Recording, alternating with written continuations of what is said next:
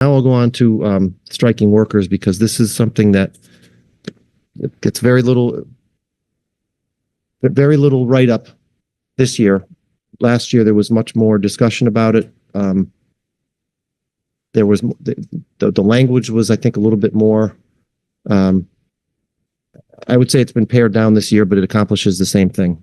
And we heard, and I'm not deaf to the testimony. We heard tons of people come through here, and I acknowledge 100% that those workers work hard, whether you're a unionized employee, non-unionized employee, small business owner. You're out there, generally speaking, working your tail off, grinding it every day.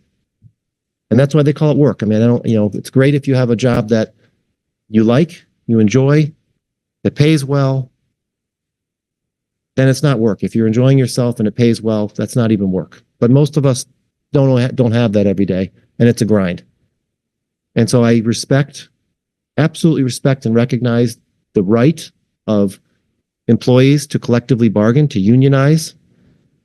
I don't take that away. I think we should celebrate the opportunity of employees to gather together, form a group, a union, and advocate for the conditions that they want.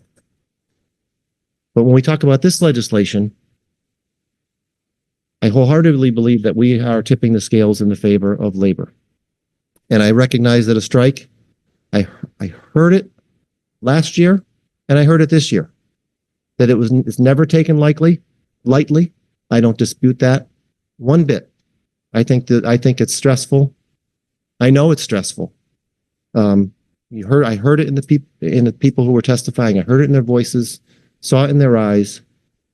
They told the stories. They were, for the most part, compelling. They were genuine. I'm not sitting up here cold-hearted, but when you ask me, and I think it's the job of the people who testified to convince us to make a major policy change, regardless of what goes on in New York. This is Connecticut, and we need to be worrying about what's good for Connecticut, not what's good for New York or Illinois or Florida or Washington State. That's irrelevant to me. Unless you're telling me that this is going to bring jobs and encourage investment and truly make the lives of the employees or the employers better, you have a hard time convincing me, and I need to be convinced. So when we talk about making a major policy change, which deviates, changes our current unemployment law, it wholeheartedly changes it. To take away the three, right on the Department of Labor website, you have 3 criteria, and one of them involves, loss of work through no fault of your own. And we had people who testified that said, this isn't my fault, or it's not their fault, but it's willful and it's deliberate. Unionized employees get together and they take a vote. And they vote to strike or not to strike. And I'm not, again, I'll point out, this is not a decision that's made lightly. I acknowledge that. We're not disputing that. Not an argument in this room, up and down this table. The argument is that it is willful, it's deliberate, and it is within their control. Whether or not it's a tough decision or not, that's not what you're trying to convince me. You're trying to convince me that it's out of your control. And so when we make the argument that it's within your control, now we're changing Connecticut labor law, unemployment law. And we had people, one person in particular, I won't call this person out, but we had somebody here testifying that this is our money. We paid into this fund. And when I questioned, how do you pay into the fund? We've paid into this fund through our labor. And then I was laughed at when I questioned. I think when I used the word interesting, that's interesting. I didn't want to further provoke, but I do find it interesting because it takes a lot of different pieces to make commerce happen. You've got labor for sure. You have employees who come to work wanting a profit motive for themselves. They want to provide for their families, and they come to work hard.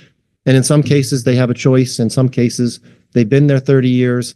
The pension is around the corner. I absolutely hate what I'm doing, but I'm going to stick it out.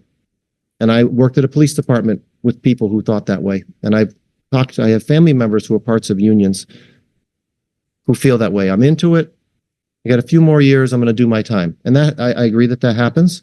You've got people who may get into something on the front end and realize it's not for them and they're out. That's not what I'm here to dispute. We talked about choice. I don't want to cast aspersions or pass judgment on anybody for whether they choose to stay in a job they like or they don't. What I want to talk about is that we're talking about changing policy. And so this person who testified said, I paid for that unemployment insurance with my labor. Well, I think we all do to some degree. But what was lost in that discussion and left out of that equation was the fact that at some point in that equation, you have an employer who may or may not have laid everything they have on the line, whether, I'll speak to my personal experience of refinancing my mortgage to start one of my businesses. And the anxiety, the concern of, can I make this go? And if I don't, now I've got more debt. I've eaten into my line of credit against my mortgage, causing negative equity on my house because I have an idea and I've got a dream. So you've got a risk that somebody had to take to start a business potentially. Maybe they inherited it. Maybe they got a rich father mother that gave them the business and handed it to them, and they're making money hand over fist. It's not me, and I'm not going to pass judgment on somebody like that. They've got an investment of capital. They put their money in versus going to work for somebody else. They say, you know what? I think I've got something here. I've got a new idea. I've got a new service. I have a new product. I'm going to take it to market. And you can't do it on your own most of the time. So yes, you need labor. You need employees. And you need minds and you need creativity. And you need hard work. And you need equipment and tools and machinery and a whole system that supports that. And so labor is one piece of that equation, but labor did not pay in to the entire system. Okay? If it's not, we're not making belts with hammers and punches. We have millions of dollars invested in complicated, sophisticated equipment and technology. And somebody has to pay for that. And so, yes, labor plays their part 100% because you can't do all that work. Well, again, we keep pushing it here. It may all be robots, but that's not the intent. The intent is that you've got people who use their creativity and their mind, and maybe that labor comes into the employer and says, I think we can do this better, and they come up with a new idea. Maybe they decide, that person says, I can do it better if I'm on my own. All those scenarios and 1,000 more happen every day. But labor is one part of the equation, and no, by the statute, by the way the law is written, employers pay into the unemployment compensation fund. And so by us getting involved here, we are absolutely tipping the scales.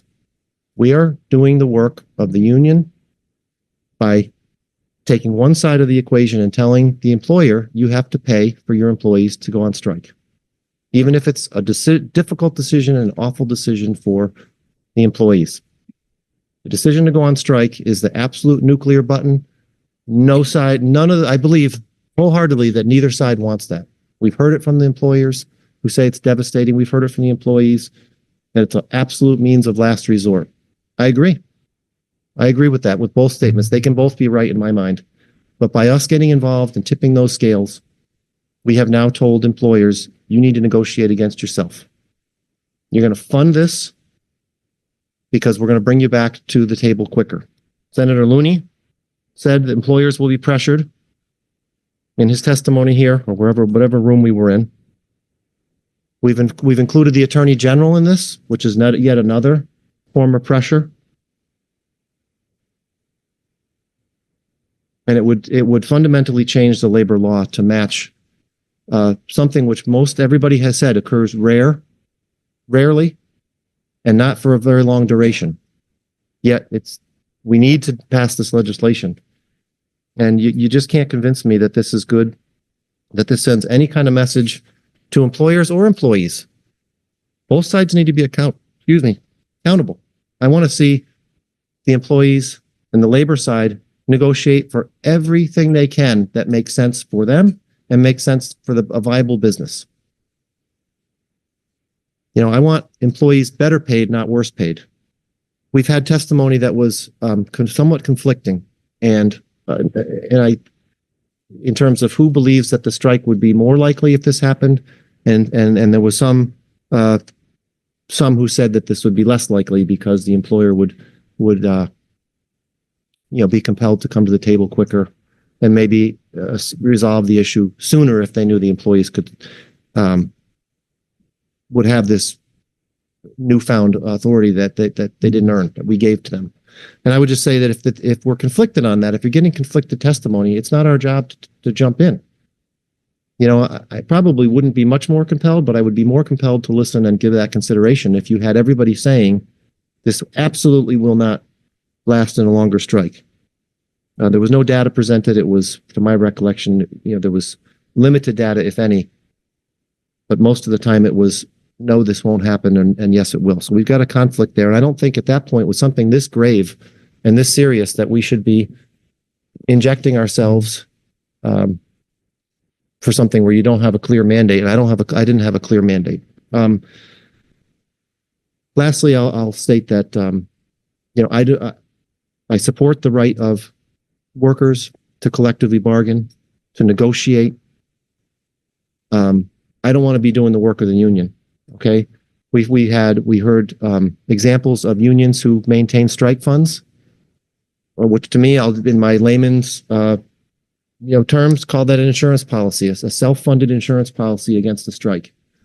And so I think if the parties are sincere about wanting to be paid when on strike, they shouldn't be looking at the unemployment insurance fund, which comes from employers, which comes from consumers, which could potentially drive up those rates. They should be self-funding this.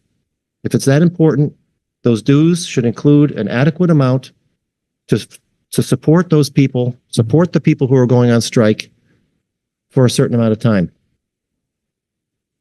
If part of that is the conviction, and I think we've taken some of the skin out of the game by putting the taxpayer and the consumer, somebody who has no party in that argument, in the disagreement. None. So labor and management have had disputes for centuries, and they've worked it out. In some cases, they don't work it out, and there's a strike, or the employer goes out of business. There's a number of different scenarios that can happen, but this is not new. Strikes have there have been disagreements between labor and management for centuries, not strikes. And so I want to recognize, I think we need to put this back in the hands of labor and management to work it out. And they should be responsible for their own best interests. And I encourage, labor to negotiate for every last penny that makes sense, and get what you're worth. Go out and get what you're worth. I'm not holding that against anybody, but I don't want to be determining your worth, and I don't want to be put in the position of having to negotiate on behalf of the union. Thank you, Madam Chair.